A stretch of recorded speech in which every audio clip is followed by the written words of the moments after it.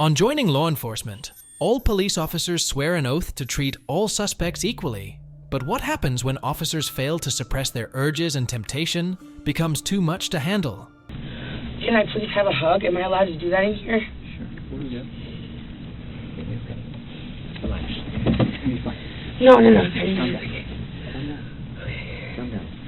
In this video, we unravel the shades of gray within policing, exploring real-life situations that challenge conventional expectations. You won't believe what the last girl did. Brooke Teague, on January 15th, 2023, at approximately 12:55 a.m. Hello. Hello. Hey, I'm Officer Smith, Bentonville Police Department. Nice to meet you, Mr. Smith. I've never heard that before in traffic stop. I appreciate that. Hey, so I'm just stopping you for improper lane use. Sorry, I was on the phone. You're on the phone? I'll be honest. Okay. Who are you on the phone with? My baby daddy. I'll show it to you too. Okay. Yeah. Zachary? Yeah. You can talk to him if you want. Where are you coming from? I'm coming from JJ's. I just got off. I'm going to street. Go home. Yeah. Okay. You live on the street? Yes, sir. In Bentonville? Yep. Okay. What time did your shift end at JJ's? It ended at 10:30. Okay. Did you have to clean up and all that Yep. stuff? Okay. How much do you have to drink tonight? Only one. Officer Nathan Smith with the Bentonville Police Department was traveling westbound on the 2200 block of S.E. Walton Boulevard in a marked patrol unit. Officer Smith approached the driver's side window and made contact with the driver, later identified as Brooke Teague by her Arkansas driver's license. While speaking with Brooke, he observed her eyes to be bloodshot and watery. He could smell the odor of intoxicants emitting from the vehicle and noticed her speech was slurred. Brooke stated she was on her way home from JJ's Grill where she works. Brooke advised her shift ended at 22:30 hours and that she only had one drink, which she clarified was a Miller Lite. Officer Smith asked Brooke if she would take the standardized field sobriety tests, which she agreed to. 3 tests were asked to perform by the suspect in order to test the mental state: horizontal gaze nystagmus, walk and turn, and one leg stand. 3, 4, 5, 6, 7, 8, 9. 1, 2, 3, 4, 5, 6, 7, 8, 9. Brooke's sobriety test resembled a wobbling tightrope act in a spectacular exhibition of intoxicated gymnastics. It was obvious that she wasn't fit for driving, let alone the circus, since her arms were flailing and her equilibrium was failing. Officer Smith, the law enforcement circus's ringmaster, was forced to give her a backstage pass to the Bentonville Police Department, where the flirting got hotter. Brooke requests the police officers to inform his boyfriend, who was on the line, about the situation. The police officers further investigate the vehicle and get disgusted after finding puke in the car, which further proves that the driver drank too much alcohol that night. While they were continuing the investigation, they heard Brooke knocking on the door of the patrol vehicle. Officer Smith tries to calm down Brooke after she starts panicking and gasping for breath. Brooke asks him to get her inhaler from her car. After catering to her medical emergency, Brooke is taken to the police station.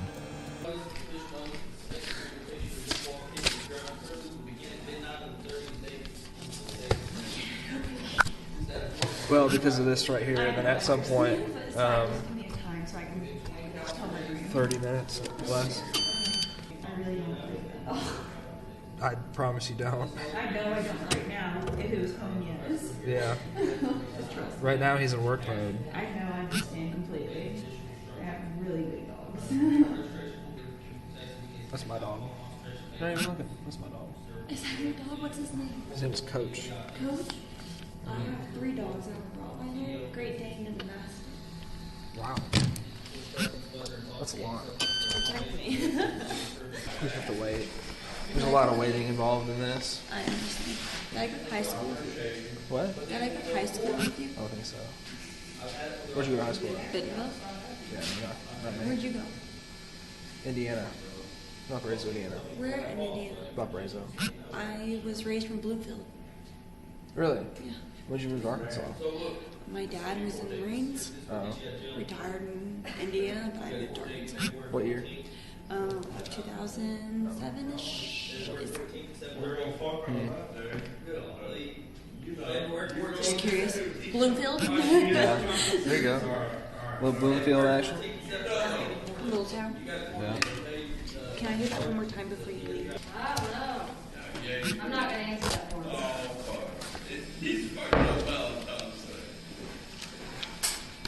What? man. Sometimes you just can't not laugh. You have to. That's all you can do in life. As long as I can go pee, I'll be giggling with y'all too. Don't run out here, because it's all gated in, and that's just another trailer, bro. And I got an 85-pound Belgian Malmar. I want to kiss him. Just kidding. Officer Smith reads out some terms and conditions to Brooke and gets her signatures on the necessary documents. Some tests were conducted afterwards, which confirmed that the drug concentration in her breath was high. Officer Smith continues to stay somewhat professional and tells her the repercussions she has to face. Pleading guilty, Brooke breaks down in tears as she regrets her life decisions. She realizes that she has 2 jobs and a kid to look after, and this event may cause a lot of problems for her in the future. Brooke had to spend the night in jail, and her license was suspended. Courtney Taylor. Let me introduce you to the infamous OnlyFriends model turned stabber Courtney Klenner, who had raked in a cool $3 million on the adult side under the name Courtney Taylor. Don't let her dressing gown foul you. She's not here for a casual photo shoot. She is facing some serious allegations after brutally stabbing her boyfriend Christian. Hello.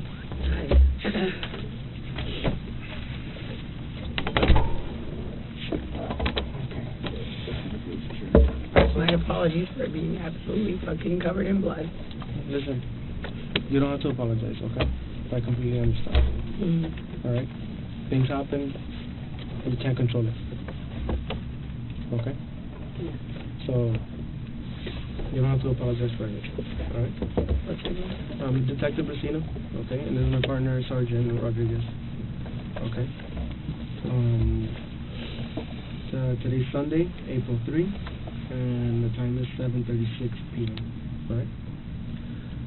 What's your first name? Courtney. Courtney? Can you spell it for me, please? C-O-U-R-T-N-E-Y. Okay. And your last name? Cleney, C-L-E-N-N-E-Y. Okay. What is your date of birth? 4/21/96. It's almost your birthday. 19. It's oh really? When is your birthday? The 13th. My boyfriend's just the 12th. Oh, really? He turns 28. Super 12th. close. This is in a row. Assuming that he. Well, he's still in the hospital right now, so okay. Just take a breather, okay? I know this must be very rough for you right now. No, we were supposed to go to the park with my dogs today. Like, I just is not how I expected this to. Sorry. Really? That's not what we're talking about. You asked me my birthday. Courtney is taken to the police station for interrogation. The detectives enter the room, clearly captivated by Courtney's stunning beauty, but struggling to maintain eye contact, as they have to tell her that Christian did not survive. Very big concern because I made it very clear I was in like a pool of like Yeah, blood we saw it. everywhere. I was able to and I was holding him. yeah. So it's everywhere. I mean, like there's still wet blood on my ankle. So when I mean, it's like a long time in here without anything. So I'm like crossing my legs. Is that gonna like make any difference in? No. I mean, she said like taking photos of my hands and whatever. Yeah, they're gonna come photograph. I just don't want to like soak anything that like. No, they're gonna come photograph you, and they're gonna give you like a hazmat suit. They're gonna give you that temporarily. Courtney wants new clothes, as she says that she still has some blood on her ankles. The detective tells her that she will be given different clothes after the photographer comes in and takes her photographs. Courtney says that she just doesn't want to soak anything in the blood.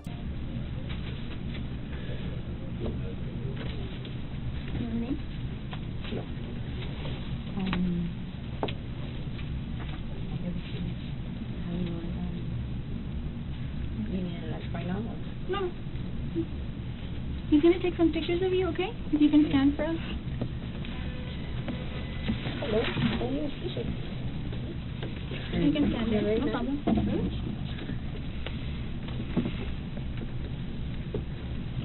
If you can't, just have your hands to yourself.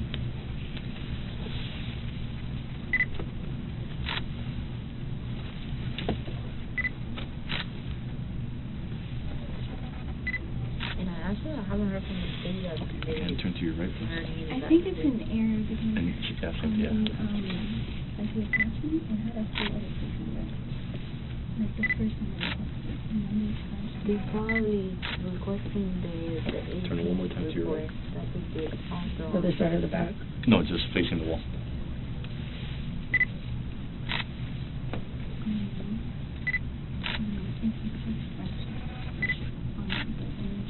Turn one more time to your right. Thank you.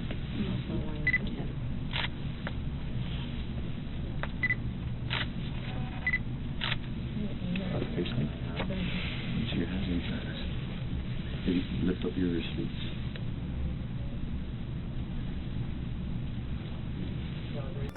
Pictures are taken of Courtney from different angles for investigation purposes. So we have to inform you that Christian did not make it. Okay. Unfortunately, the doctors did what they could, and Christian is dead. yes. Oh my God.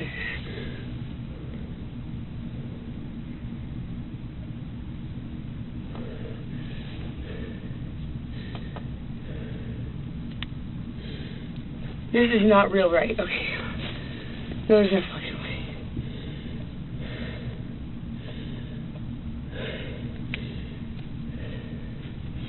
Christian died?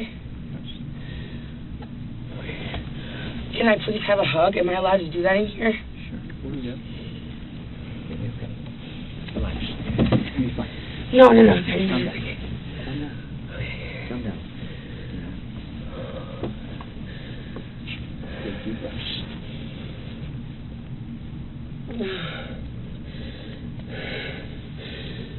Just take deep breaths. You're gonna be okay? I need to hug my mom. I'll talk to your parents and get them over here. I cannot be left alone in like a room by myself You won't be. after this. I just like, no, that's not true. That's not real, right? It is real. Christian is dead. Yes. They're not gonna lie. I know, I just can't believe it. I'll talk to your parents. I'll get them. I'm gonna get your parents here ASAP. Courtney tears up and gasps, putting on quite the show for the cameras. The detective breaks the news that Christian didn't make it. The true high point of this farce occurs when she asks the cops for a hug. The prosecutors, on the other hand, are sticking to the traditional explanation. Crime scene images show both Courtney and her apartment covered in blood, proving that things got messy. Imagine getting arrested for killing your boyfriend in broad daylight and pleading with the police for a hug. Surprisingly, the detective stands up to give her a hug, while pretending to be a brilliant knight in shining armor. However, Courtney dismisses him without delay, dashing the detective's expectations of a tender moment. But let's face it, Detective Casanova, this isn't a fairy tale, and there was nothing that could happen between the two of you. Poor detective. His hope of receiving a hug seemed like it was crashing and burning like a dreadful first day. You should be looking for justice, not a relationship, as she is a suspect in a terrible murder. Charlene O'Banion, former Montgomery County Jail deputy. Charlene Diane O'Banion, who engaged in sexual activity with someone inside the prison walls. The incident occurred while Albanian was an employee at the Conroe Montgomery County Jail in Houston. The illicit relationship came to light when O'Banion and Jacob Parker, a 28-year-old inmate, shared a recorded call on December 17, 2021, discussing their extracurricular activities. Authorities were alerted to the situation and launched an investigation. I don't know what was said between them, but he went up to Parker and said something, and the detective tells Charlene that about 45 minutes ago, he was informed that there have been calls between Charlene and Parker from the jail, and those calls were recorded. Therefore, it is better to share the complete truth with the detectives instead of lying.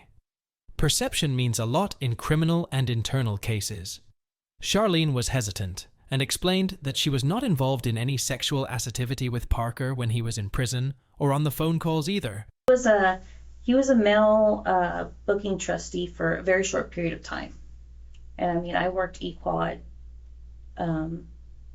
several times during that time. So, The detectives further interrogate Charlene regarding how and where they first met and what they talked about on the phone calls when Parker got into prison. Charlene told the detective that they met in Houston on the Labor Day long weekend and exchanged numbers there. They talked frequently about what they would do when he gets out of prison.